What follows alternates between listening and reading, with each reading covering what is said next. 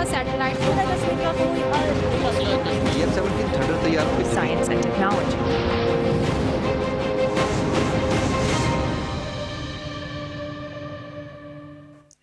अस्सलाम वालेकुम, this is Sonia Lodhi. आप देख रहे हैं पीटीवी न्यूज़। प्रोग्राम है वर्ल्ड इन व्यू।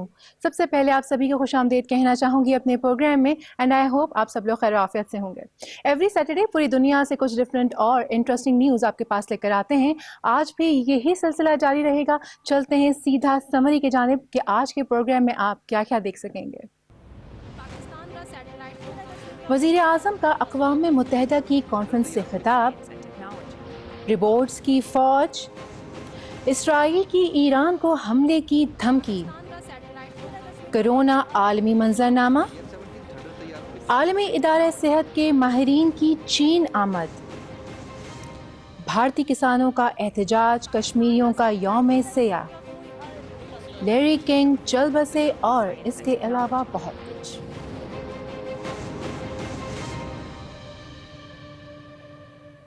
भारत के नाम निहाद यौम जमहूरिया को सिखों और कश्मीरियों ने यौम सियाह के तौर पर मनाया। मोदी के मुतनाज़ा ज़रई क़वानीन के खिलाफ भारतीय किसान यूनियन की तरफ से ट्रैक्टर रैली के दौरान मुज़ाहिरीन लाल किले में दाखिल हो गए। तफसीलात जानते हैं इस रिपोर्ट में। भारत में मोदी सरकार की तरफ से नाफिज करदा मुतनाज़ा ज़रई क़वानीन के खिलाफ किसानों का एहतजाज जारी है और भारतीय नाम नेहाद यौम जमहूरिया को मकबूजा कश्मीर में यौम सियाह के तौर पर मनाया गया, क्योंकि 5 अगस्त 2019 को उठाए गए इक़दाम के बाद मकबूजा कश्मीर एक खुली जेल बन चुका है और वहाँ रहने वाले लोगों के तमाम इंसानी हुकूक सल्ब किए जा चुके हैं। भारतीय फौज की बर्बरियत का सिलसिला जारी है। कश्मीरियों की तमाम सियासी क़यादत को कैद कर दिया गया है और नौजवानों की पकड़ धकड़ का सिलसिला बदस्तूर जारी है। नाम नेहाद यौम जमहूरिया की आड़ में भारतीय फौज ने मकबूजा कश्मीर में नाकाबंदी की और घर घर तलाशी के दौरान चादर और चार दीवारी के तकद्दुस की पामाली यहाँ भारतीय फौज का मामूल और वतीरा बन चुका है। भारतीय जबरो इस्तबदाद का शिकार मकबूजा कश्मीर के लोगों ने भारतीय यौम जमहूरिया को यौम सियाह के तौर पर बनाया, जिसमें मुकम्मल हड़ताल और जगह जगह भारतीय फौज के जुल्म के खिलाफ मुजाहिरे किए गए। गुज़श्ता रोज भारतीय हुकूमत के मुतनाज़ा ज़रई क़वानीन के खिलाफ एहतजाज करने वाले किसानों के एहतजाजी मरकज पर किसानों और एहतजाज मुखालिफ ग्रुप के माबैन झड़पें हुई हैं। आलमी खबरसां इदारे के मुताबिक मुश्तइल ग्रुप किसानों के खिलाफ और पुलिस की हिमायत में नारेबाजी कर रहा था। पुलिस ने दोनों फरीकैन को अलहदा करने के लिए लाठीचार्ज किया और आंसू गैस का इस्तेमाल किया।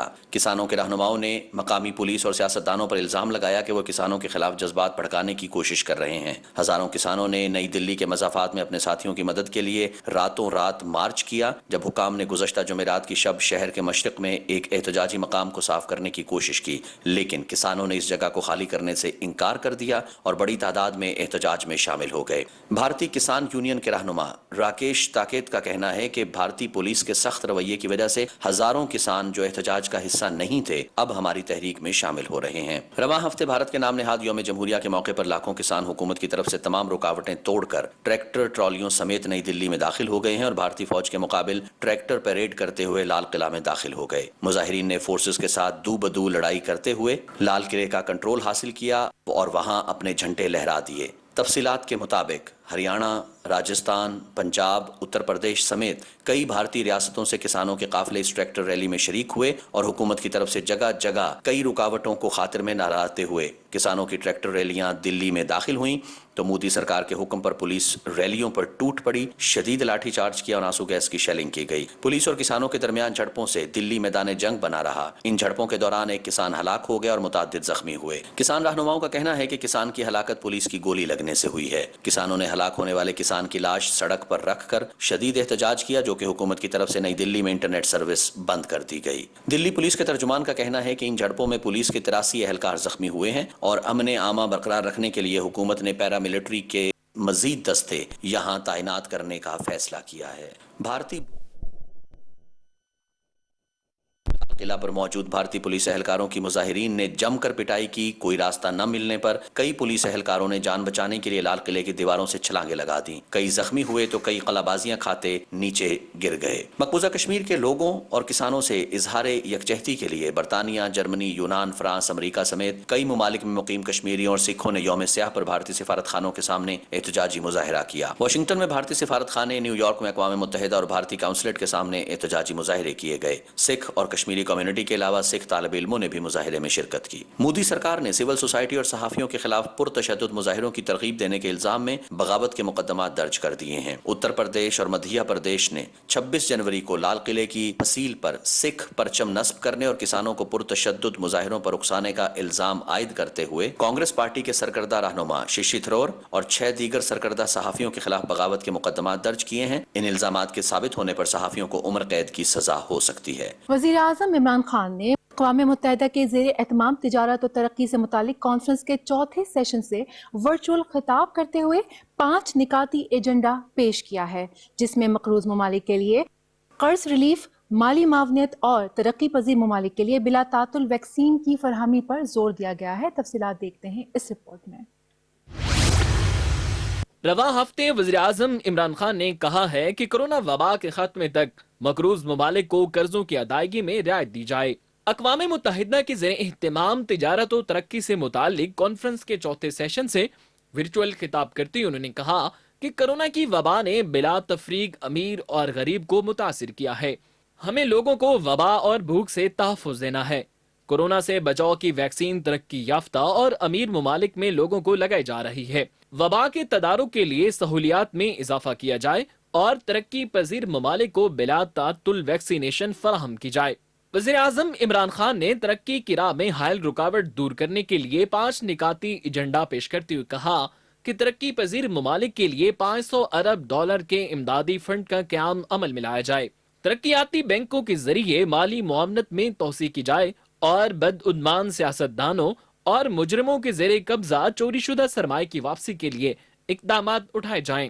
انہوں نے کہا کہ ترقی پذیر ممالک کو مساوی اور قابل استطاعت ویکسین کی فراہمی کو یقینی بنایا جائے۔ وزیر اعظم نے کہا امیر ممالک کے پاس لوٹا ہوا $70 کھرب پڑا ہوا ہے۔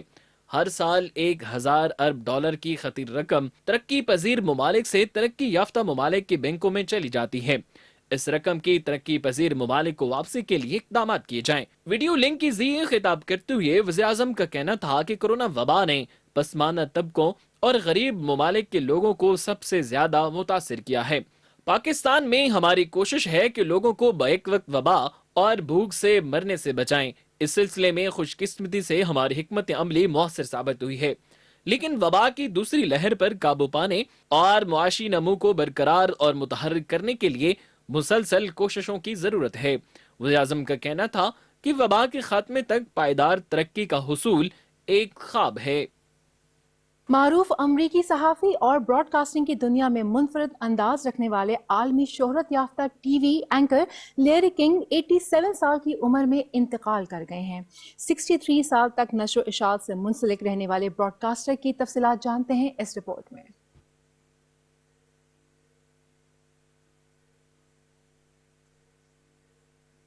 اللہ اکبر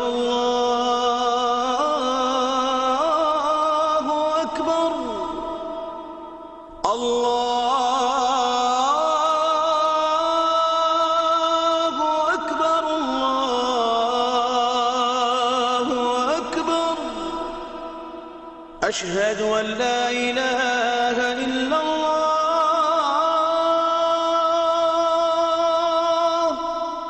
أشهد أن لا إله إلا الله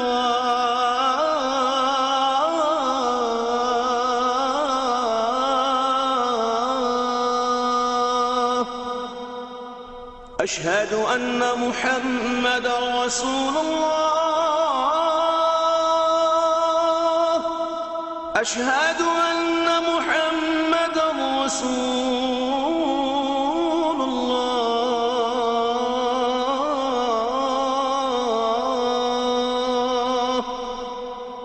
حي على الصلاة حي على الصلاة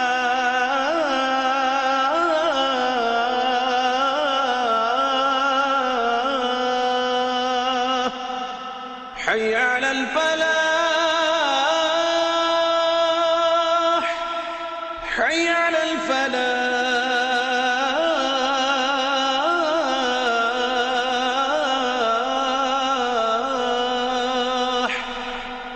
الله أكبر الله أكبر أكبر لا إله إلا الله.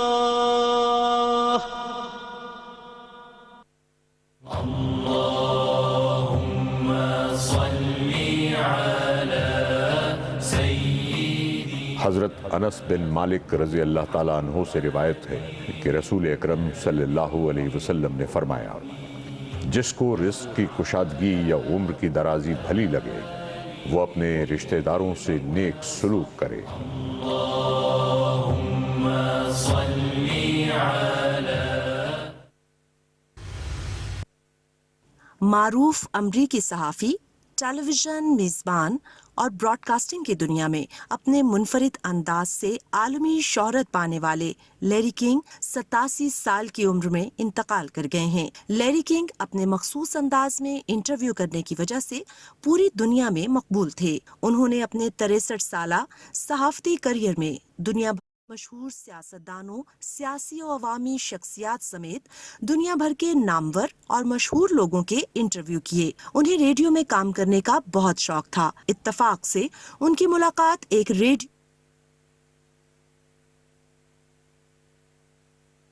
کام کرنے کی خواہش پوری کر سکیں۔ انہوں نے 1 مئی 1957 کو اپنے ریڈیو کریئر کا آغاز ڈسک جوکی کے طور پر کیا۔ وہ دوپہر میں ریڈیو کے لیے خبریں بھی پڑھتے تھے اور کھیلوں پر تبصرے بھی کرتے تھے۔ انہیں اس وقت 1 ہفتے کا معاوضہ $50 ملتا تھا۔ لیری کنگ کا اصل نام لارنس ہاروی زائگر تھا، جو بعد میں لیری کنگ میں تبدیل ہو گیا۔ انہوں نے پہلا انٹرویو ایک ہوٹل ویٹر کا کیا، اور بابی ڈارن وہ پہلے مشہور سنگر تھے جنہوں نے میامی میں لیری کنگ کو پہلا انٹرویو دیا۔ 1978 میں انہوں نے لیری کنگ شو کا آغاز کیا، جو پوری رات کو چلتا تھا، اور ملک بھر سے اس ریڈیو پروگرام میں لوگ اپنے ٹیلی فون کالز کے ذریعے شامل ہوتے تھے۔ 1985 میں انہوں نے ایک نجی امریکی ٹیلی ویژن چینل کے ساتھ لیری کنگ لائیو شروع کیا۔ پروگرام 25 سال تک چلتا رہا، اور 2012 میں انہوں نے لیری کنگ ناؤ کے نام سے پروگرام شروع کیا، جو 2020 تک اسکرین کی زینت بنا رہا۔ لیری کنگ کے تمام ٹی وی پروگرامز دنیا میں بے حد مقبول ہوئے۔ انہوں نے اپنے ایک انٹرویو میں کہا تھا، انہیں اپنے کام سے بے حد محبت ہے، انہیں سوال کرنا اچھا لگتا ہے اور لوگوں کا انٹرویو لینے سے لطف اندوز ہوتے ہیں۔ لیری کنگ کچھ دنوں سے بیمار تھے اور ایک ہسپتال میں داخل تھے۔ ان کی موت کی وجہ معلوم نہیں ہو سکی، تاہم امریکی میڈیا گروپس کے مطابق انہیں کرونا میں مبتلا ہونے کی وجہ سے ہسپتال لایا گیا تھا، جہاں وہ پچھلے ہفتے انتقال کر گئے۔ امریکہ میں بائیڈن انتظامیہ نے مشرق وسطی میں 2 ریاستی حل کی حمایت کر دی ہے اور طالبان کے ساتھ گزشتہ سال ہونے والے معاہدے پر نظر ثانی کا اعلان کر دیا ہے۔ نئی امریکی انتظامیہ اور اس کے ابتدائی اقدامات سے متعلق دیکھتے ہیں تفصیلات اس رپورٹ میں۔ امریکی صدر جو بائیڈن کی نئی انتظامیہ نے 29 فروری 2020 میں ہونے والے امریکہ طالبان امن معاہدے پر نظر ثانی کرنے کا اعلان کرتے ہوئے طالبان کے ساتھ نئے امن معاہدے کا اشارہ دیا ہے۔ امریکی مشیر قومی سلامتی جیک سیلون نے کہا ہے کہ گزشتہ سال ہونے والے تاریخی امن معاہدے پر نظر ثانی کریں گے اور امن معاہدے پر عمل درآمد سے پہلے اس بات کا جائزہ لیا جائے گا کہ آیا طالبان امن کے لیے اپنے جنگ بندی کے وعدوں پر عمل پیرا ہیں یا نہیں۔ انہوں نے کہا اس بات کا جائزہ لیا جائے گا کہ طالبان افغانستان میں تشدد ختم کرنے کی شرائط پر عمل درآمد کر رہے ہیں یا نہیں۔ امریکی مشیر کا کہنا تھا کہ امن معاہدے کے دیگر نکات کا بھی جائزہ لیا جائے گا اور دیکھا جائے گا کہ طالبان نے دیگر دہشت گرد اور شدت پسند گروہوں سے رابطہ منقطع کرنے کا وعدہ پورا کیا ہے یا نہیں۔ انہوں نے کہا ہم فوجیوں کی واپسی کے ساتھ جنگ ہمیشہ کے لیے ختم کرنا چاہتے ہیں۔ تفصیلات کے مطابق جو بائیڈن انتظامیہ نے کہا ہے کہ ٹرمپ کے دور میں طالبان کے ساتھ امن معاہدے کی شرائط کا جائزہ لے کر آگے کا لاہ عمل تیار کیا جائے گا اور اس بات پر غور کیا جائے گا کہ ان پر عمل درآمد کس طرح ہو سکتا ہے، کیونکہ اس امن معاہدے کے تحت امریکہ نے افغانستان سے اپنی فوجوں کا انخلا مکمل کرنا ہے۔ 2001 میں افغانستان پر امریکی حملے کے بعد اس وقت صرف 2500 امریکی فوجی افغانستان کی سرزمین پر موجود ہیں اور یہ گزشتہ 20 سالوں میں یہاں امریکی فوجیوں کی سب سے کم تعداد ہے۔ دوحہ میں ہونے والے بین الافغان مذاکرات ایک بار پھر غیر یقینی صورتحال کا شکار ہو گئے ہیں۔ افغان حکومت کا کہنا ہے کہ دوحہ امن مذاکرات تعطل کا شکار ہیں، جبکہ طالبان نے اس کی تردید کی ہے۔ تفصیلات کے مطابق حکومتی مذاکراتی ٹیم کے ترجمان نادر نادری نے اپنے ٹویٹر پر لکھا ہے کہ 9 دنوں سے فریقین کے درمیان مذاکرات نہیں ہوئے، جبکہ ترجمان افغان طالبان ڈاکٹر نعیم نے دوحہ میں بین الافغان مذاکرات میں تعطل کی خبروں کو غلط قرار دیا ہے۔ دوسری طرف امریکی صدر جو بائیڈن نے فلسطین سے متعلق ٹرمپ کی پالیسی سے انحراف کرتے ہوئے ایک بار پھر 2 ریاستی حل کی حمایت کر دی ہے۔ اقوام متحدہ میں امریکی سفیر نے اپنے ایک بیان میں کہا ہے کہ صدر بائیڈن مسئلہ فلسطین کے 2 ریاستی حل کی حمایت کریں گے۔ امریکہ فلسطین کی امداد بحال کرنے کا خواہاں ہے اور دونوں ممالک کے مابین سفارتی تعلقات بھی بحال کر دیے جائیں گے، جنہیں ٹرمپ کے دور صدارت میں معطل کر دیا گیا تھا۔ امریکی سفیر کا کہنا تھا دوسرے ممالک اسرائیل کو ضرور تسلیم کریں، لیکن اس سے مشرق وسطیٰ کا امن خراب نہیں ہونا چاہیے۔ رواں ہفتے امریکی ایوان میں سبکدوش ہونے والے امریکی صدر ڈونلڈ ٹرمپ کے خلاف مواخذے کا آرٹیکل سینٹ میں پیش کر دیا گیا ہے، جس پر کارروائی کا آغاز 8 فروری سے ہوگا۔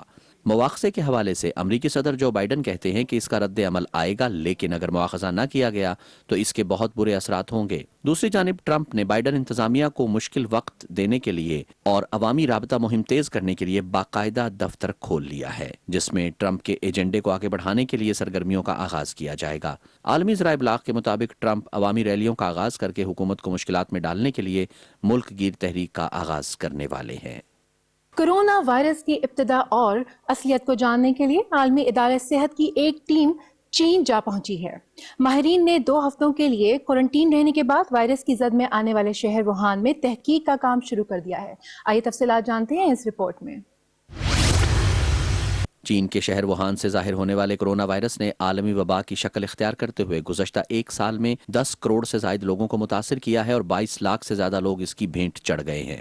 اس وائرس کی ابتدا کو جاننے اور اس کی اصلیت کو جانچنے کے لیے عالمی ادارہ صحت کے ماہرین کی ایک ٹیم گزشتہ 2 ہفتوں سے چین کے شہر ووہان میں مقیم ہے۔ ماہرین کی ٹیم نے ووہان شہر کے ایک ہوٹل میں اپنا قرنطینہ پیریڈ ختم ہونے کے بعد چین کے سائنسدانوں اور طبی ماہرین سے روبرو ملاقاتوں کا سلسلہ شروع کر دیا ہے۔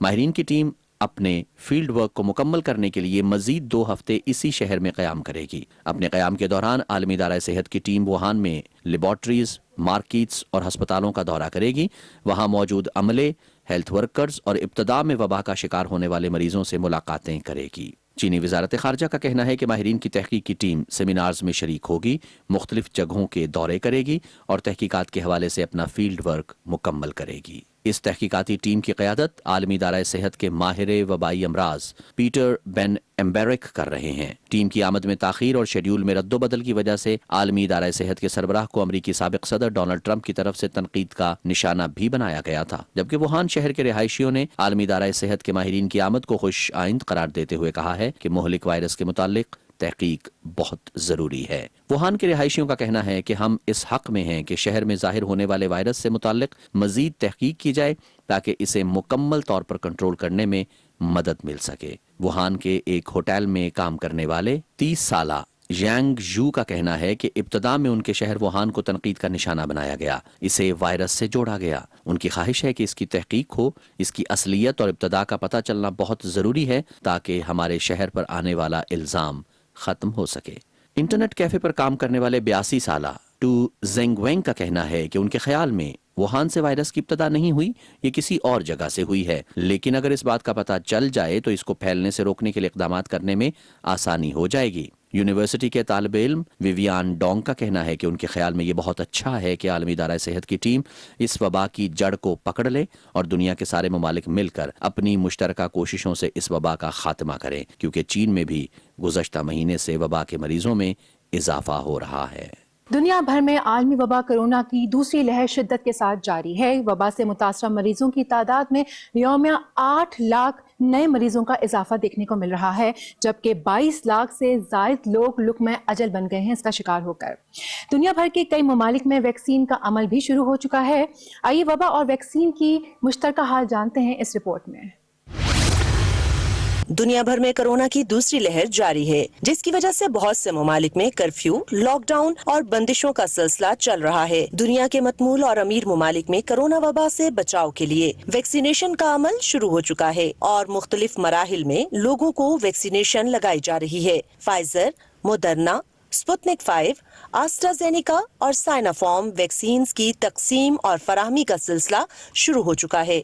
दुनिया के मुतअद्दिद मुमालिक की तरह पाकिस्तान में वैक्सीनेशन का अमल अगले 1-2 रोज में शुरू करने के लिए 600 मराकज कायम कर दिए गए हैं और वैक्सीन लगाने का जामे प्लान तरतीब दे दिया गया है। तमाम शहरी वेबसाइट पर शनाख्ती कार्ड भेजकर वैक्सीनेशन के लिए रजिस्टर हो सकेंगे। वैक्सीनेशन का अमल हेल्थ वर्कर्स से शुरू किया जाएगा। पाकिस्तान ने चीनी वैक्सीन साइनोफार्म और एस्ट्राजेनेका के साथ रूसी स्पुतनिक 5 को इस्तेमाल करने की मंजूरी दे दी है। वजीर मंसूबाबंदी असद उमर, जो कोरोना वबा को कंट्रोल करने और इससे मुतल्लिक मालूमात की निगरानी कर रहे हैं, उन्होंने रवां हफ्ते अपने ट्वीट में लिखा है कि अगले हफ्ते से मुल्क भर में वैक्सीनेशन का अमल शुरू हो जाएगा।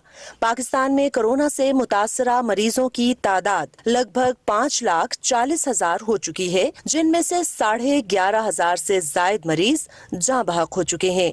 मरीजों की तादाद के हवाले से पाकिस्तान दुनिया भर में 30वें नंबर पर है। यहाँ 5 लाख के लगभग मरीज सेहतयाब हो चुके हैं और 78 लाख से जायद लोगों के कोरोना टेस्ट किए जा चुके हैं। दुनिया भर में कोरोना के मरीजों की तादाद लगभग 103 मिलियन हो चुकी है, जिनमें से 22 लाख से ज्यादा मुतासरा मरीज लुक़माए अजल बन चुके हैं और सेहतयाब होने वालों की तादाद 74 मिलियन से तजावुज कर गई है। इस वक्त मरीजों और अमवात की तादाद के हवाले से अमरीका सरे फहरिस्त है।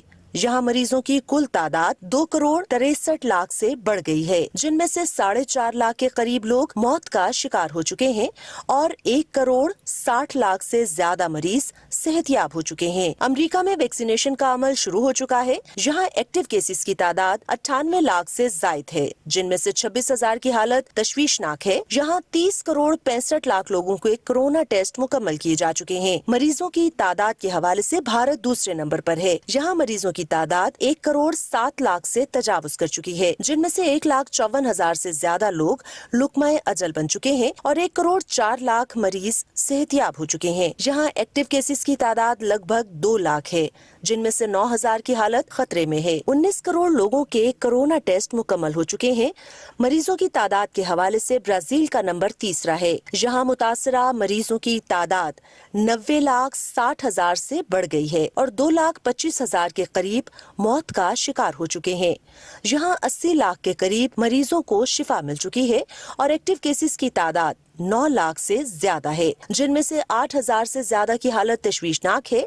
यहाँ 2,86,00,000 लोगों के कोरोना टेस्ट मुकम्मल हो चुके हैं। मरीजों की तादाद के हवाले से रूस चौथे नंबर पर है। यहाँ मरीजों की तादाद लगभग 38 लाख हो चुकी है, जिनमें से 72,000 के करीब मुतासरा मरीज लुक़माए अजल बन चुके हैं और 32 लाख से ज्यादा मरीज सेहतयाब हो चुके हैं। रूस में एक्टिव केसेस की तादाद लगभग 5 लाख है, जिनमें से 2,500 की हालत खतरे में है। यहाँ 10 करोड़ से जायद लोगों के कोरोना टेस्ट मुकम्मल किए जा चुके हैं। मरीजों की तादाद के हवाले से बरतानिया दुनिया भर में 5वें नंबर पर है। यहाँ मरीजों की तादाद 37.5 लाख है, जिनमें से 1 लाख से जायद मरीज हलाक हो चुके हैं और 17 लाख के करीब मरीज सेहतयाब हो चुके हैं। यहाँ एक्टिव केसेस की तादाद लगभग 20 लाख है, जिनमें से 4,000 मरीजों की हालत तशवीशनाक है। बरतानिया दुनिया का पहला मुल्क है जहां सबसे पहले वैक्सीनेशन का अमल शुरू किया गया था। यहाँ 7 करोड़ से ज्यादा लोगों के कोरोना टेस्ट मुकम्मल किए जा चुके हैं। इस्राएली फौज के सरबराह ने ईरान पर हमले की तैयारी की मंसूबाबंदी का ऐलान करते हुए कहा है कि अमरीकी नई इंतजामिया की तरफ से तेहरान के साथ न्यूक्लियर माहदे में वापसी बड़ी गलती होगी। तफसीलात जानते हैं इस रिपोर्ट में। इसराइली फौज के सरबराह ने कहा है ईरान के खिलाफ हमले की मंसूबाबंदी पर काम शुरू है और अमेरिका की नई इंतजामिया की तरफ से तेहरान के साथ न्यूक्लियर डील में वापसी बड़ी गलती होगी। आलमी खबररसां इदारे के मुताबिक रवां हफ्ते इसराइली फौज के सरबराह लेफ्टिनेंट जनरल अवीब कोहानी ने तल अवीव यूनिवर्सिटी के institute of national security studies से अपने खिताब में कहा है कि पिछले दिनों अमेरिका में नई इंतजामिया ने इक़्तिदार की बागडोर संभाल ली है। ईरान 2015 के न्यूक्लियर माहदे में वापसी के लिए तैयार है। उन्होंने अपने इसी हवाले से पोजीशन वाज़े करते हुए कहा है कि वो सारी दुनिया में अपने हममनसब लोगों से मेल मुलाकात में یہی کہتے ہیں کہ نیوکلیئر معاہدے میں کچھ حد تک ترامیم کرنے کے باوجود واپسی اسٹریٹجک آپریشنل حوالے سے بڑی غلطی ہوگی۔ اسرائیلی آرمی چیف نے ایران کی جوہری صلاحیت ختم کرنے کے لیے نئے منصوبے تیار کرنے کی ہدایت کرتے ہوئے کہا ہے کہ ایران پر دباؤ برقرار رکھیں گے۔ ایران کے پاس ایٹم بم بنانے کی صلاحیت کسی صورت نہیں ہونی چاہیے۔ انہوں نے کہا ایران حماس اور حزب اللہ کو سالانہ اربوں ڈالرز کی فوجی معاونت کرتا ہے، جس کی وجہ سے ان تنظیموں نے اپنی فوجی صلاحیتوں کو بڑھایا اور فورسز تشکیل دیں۔ کوہاوی کا کہنا تھا کہ اگر ان تنظیموں نے اپنی طاقت اسرائیل کے خلاف استعمال کرنے کی کوشش کی تو ان کی جانب سے ایسا حملہ کیا جائے گا جس کا انہوں نے کبھی سوچا بھی نہیں ہوگا۔ انہوں نے کہا نئی امریکی انتظامیہ ایران کے ساتھ نیوکلیئر ڈیل میں شامل ہونے سے باز رہے۔ جوہری معاہدے میں واپسی سے ایران جوہری ہتھیار بنانے کے قابل ہو جائے گا۔ اسرائیلی فوجی سربراہ کا کہنا تھا کہ وہ غزہ اور لبنان کو خبردار کرتے ہیں کہ وہ ایسے علاقے خالی کر دیں جہاں اسرائیل کے خلاف اسلحہ ذخیرہ کیا جا رہا ہے۔ اسرائیلی آرمی چیف کی طرف سے نئی امریکی انتظامیہ اور امریکی صدر جو بائیڈن کی پالیسی کے حوالے سے یہ بیانات یقیناً ایک غیر معمولی اقدام ہے جسے نئی امریکی انتظامیہ کو ایران کے ساتھ کسی قسم کی سفارتی سرگرمیوں کو شروع کرنے کے حوالے سے امریکہ کو خبردار کیا گیا ہے۔ ایران نیوکلیئر معاہدہ 2015 میں طے ہوا، لیکن 2018 میں سابق امریکی صدر ڈونلڈ ٹرمپ نے اس معاہدے سے نکلنے کا اعلان کرتے ہوئے ایران کو معاشی پابندیوں کا نشانہ بنایا۔ واشنگٹن کے معاہدے سے نکلنے کے بعد ایران نے بھی معاہدے پر عمل درآمد ترک کرتے ہوئے دوبارہ سے یورینیم کی افزودگی کا عمل شروع کر دیا ہے۔ نئے وزیر خارجہ اینٹونی بلنکن نے گزشتہ ہفتے اپنے ایک بیان میں کہا ہے کہ ایران کے ساتھ نیوکلیئر معاہدے میں شمولیت کے فیصلے کو ابھی بہت وقت باقی ہے۔ اسرائیلی وزیر اعظم بھی ہر وقت ایران کے خلاف جارحانہ سلوک اختیار کرنے کی دھمکیاں دیتے رہتے ہیں۔ تاہم ایک سرکاری اسرائیلی عہدیدار نے عالمی خبر رساں ادارے سے نام نہ ظاہر کرنے کی شرط پر کہا ہے کہ ایران کے حوالے سے اسرائیل میں بہت اختلافات پائے جاتے ہیں کیونکہ ایران کے ساتھ نیوکلیئر ڈیل میں اسرائیل کی سلامتی کے حوالے سے بہت سے فوائد پوشیدہ ہیں۔ ایرانی صدر حسن روحانی نے گزشتہ ہفتے نئی امریکی انتظامیہ سے کہا تھا کہ وہ 2015 کے نیوکلیئر معاہدے میں واپس آئیں اور ایران پر عائد پابندیوں کا خاتمہ کریں۔ امریکی صدر جو بائیڈن نے بھی اپنے بیان میں کہا تھا کہ اگر ایران معاہدے کی پاسداری کرے گا تو امریکہ دوبارہ سے نیوکلیئر معاہدے میں شمولیت اختیار کرے گا۔ موسمیاتی تبدیلیوں اور زمین کے بڑھتے درجہ حرارت کے حوالے سے شائع ہونے والی رپورٹ میں سائنسدانوں کا کہنا ہے کہ گزشتہ 30 سالوں میں برف پگھلنے کی رفتار میں 57% اضافہ ہوا ہے، جس سے سمندروں میں پانی کی سطح بلند ہو رہی ہے۔ تفصیلات جانتے ہیں اس رپورٹ میں۔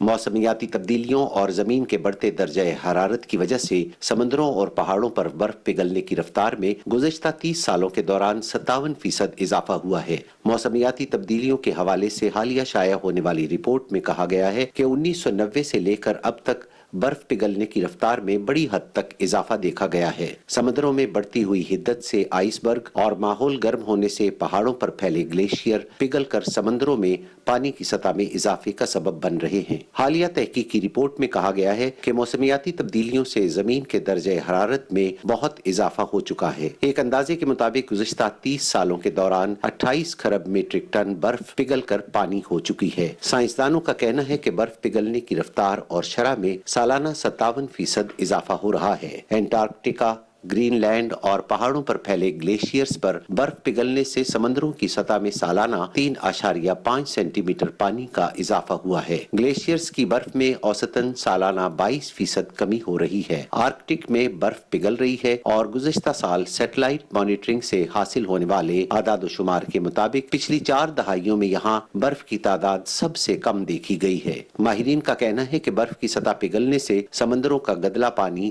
سورج کی شعاؤں کو اور شمسی توانائی کو جذب کر لیتا ہے، جس سے درجہ حرارت میں اضافہ ہو رہا ہے، جبکہ برف کی سفید چادر ان شعاؤں کی حدت کو جذب کرنے کے بجائے منعکس کر دیتی ہے۔ آرکٹک میں پگھلتی برف سے زمین کے درجہ حرارت میں بڑی حد تک اضافے کا احتمال اور خدشات موجود ہے۔ گزشتہ 30 سالوں میں عالمی درجہ حرارت میں 1.1 ڈگری سینٹی گریڈ کا اضافہ ہوا ہے، جبکہ آرکٹک میں یہ اضافہ عالمی اوسط اضافے سے 2 گنا سے بھی زیادہ ہو چکا ہے۔ برطانوی سائنسدانوں کی ایک ٹیم نے 1994 سے لے کر 2017 تک کے سیٹلائٹ ڈیٹا سے لیے گئے اعداد و شمار کے مطابق کہا ہے کہ 1990 تک سالانہ 0.8 خرب میٹرک ٹن برف پگھل رہی تھی، اب ہر سال 1.2 خرب میٹرک ٹن برف پگھل رہی ہے۔ ماہرین کے مطابق سمندروں میں پانی کی سطح کے اضافے سے ساحلی شہروں اور ممالک میں انسانوں کے لیے زندگی مشکل ہو جائے گی۔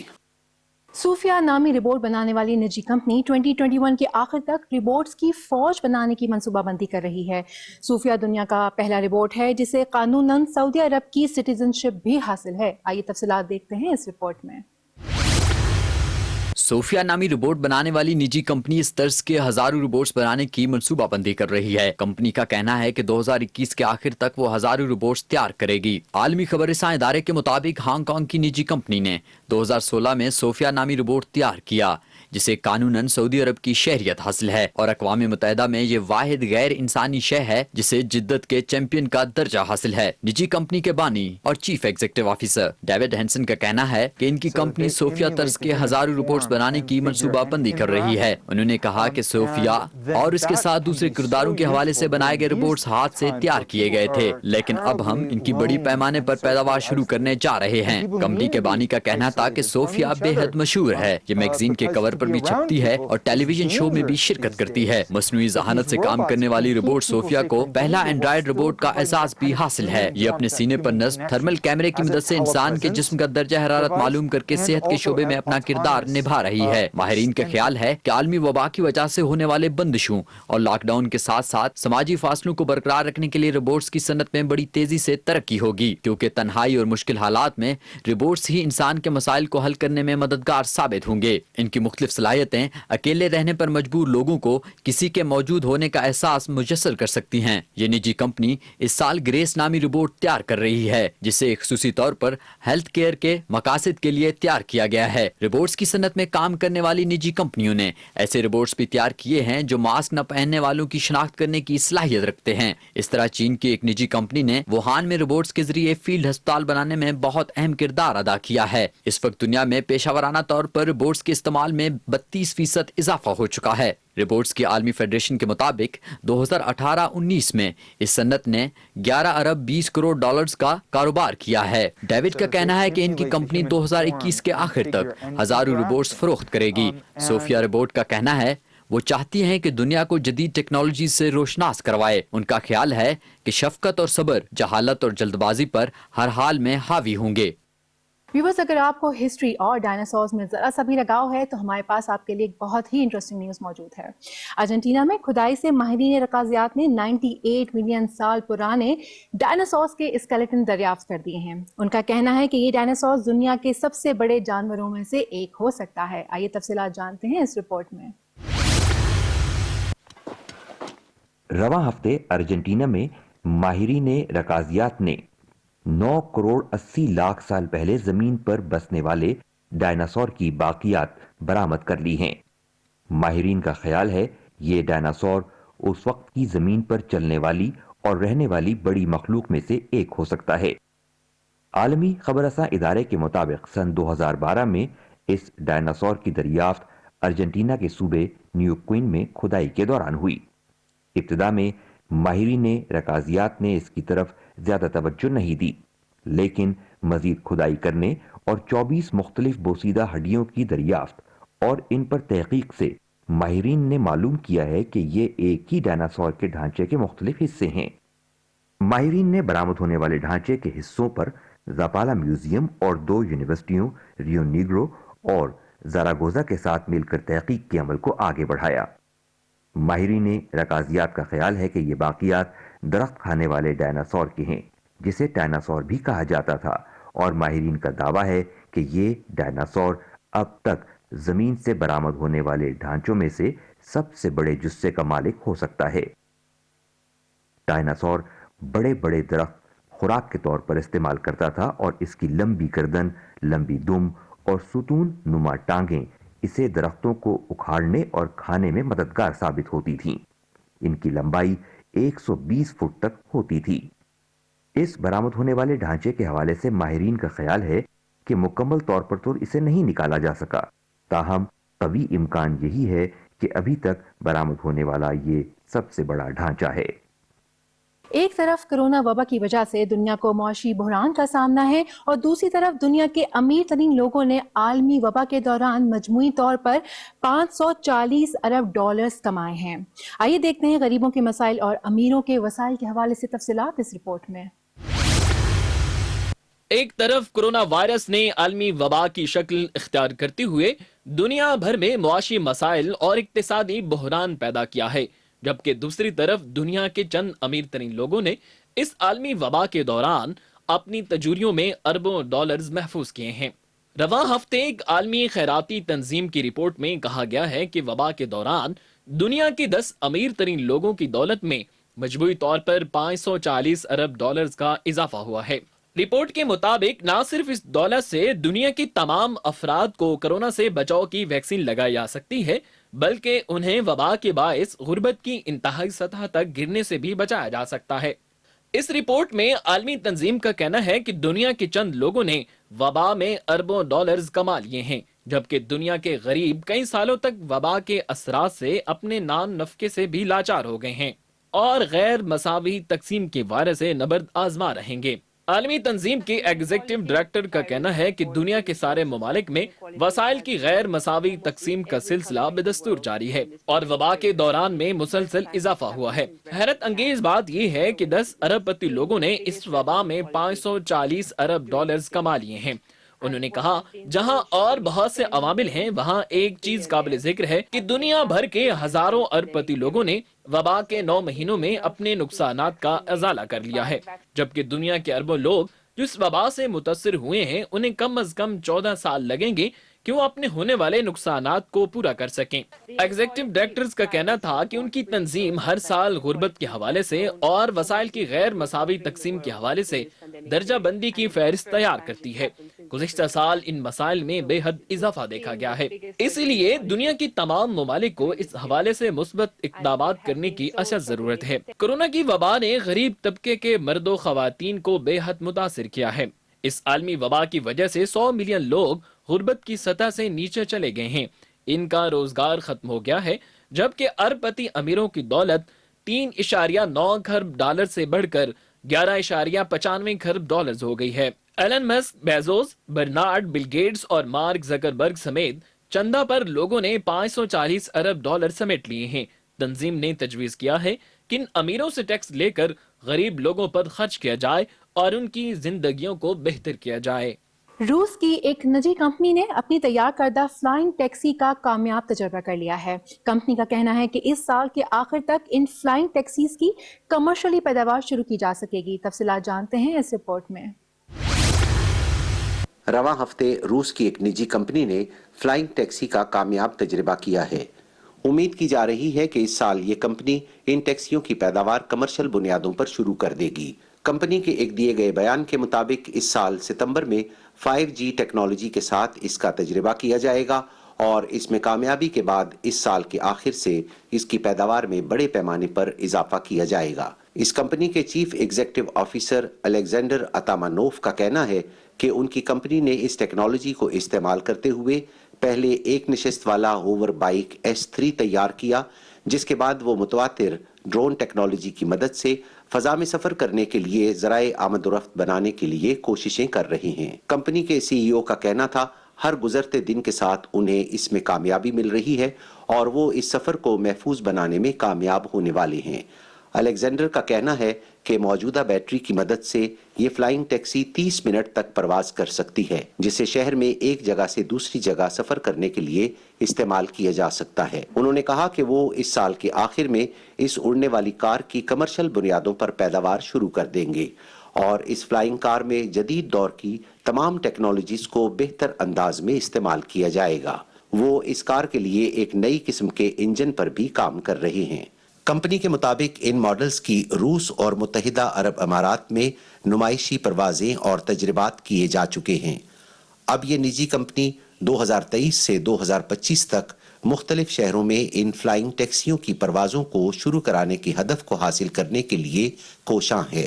اس سے پہلے 2017 میں اس نجی کمپنی نے دبئی پولیس کے لیے ایک نشست والے ہوور بائک بھی تیار کیے تھے۔ کمپنی کے دیے گئے اعداد و شمار کے مطابق ان فلائنگ ٹیکسیوں پر سفر کرنے کے لیے 20 روبل فی کلومیٹر کے حساب سے کرایہ لیا جائے گا۔ 2016 سے اب تک یہ نجی کمپنی فلائنگ پیسنجر ڈرون کی تعمیر اور تحقیق کے لیے $30 لاکھ کی سرمایہ کاری حاصل کر چکی ہے۔ ان فلائنگ ٹیکسیوں کی سروس سے شہر میں بلا رکاوٹ فضا میں سفر کر کے وقت کی بچت ممکن ہو سکے گی اور لوگوں کو سفر کی اچھی اور بہترین سہولیات میسر آ سکیں گی۔ سو ویورز، یہ تھا آج کا پروگرام۔ امید کرتی ہوں آپ کو پروگرام ہمارا بہت پسند آیا ہوگا۔ ہمیں اپنی قیمتی فیڈ بیک سے آگاہ کرنا نہ بھولیے گا۔ ہمارا ای میل ایڈریس ہے worldview@ptv.com.pk۔ اپنا بہت خیال رکھیے گا۔ نیکسٹ ویک ہم پھر حاضر ہوں گے۔ جب تک کے لیے ٹیک کیئر۔ اللہ حافظ۔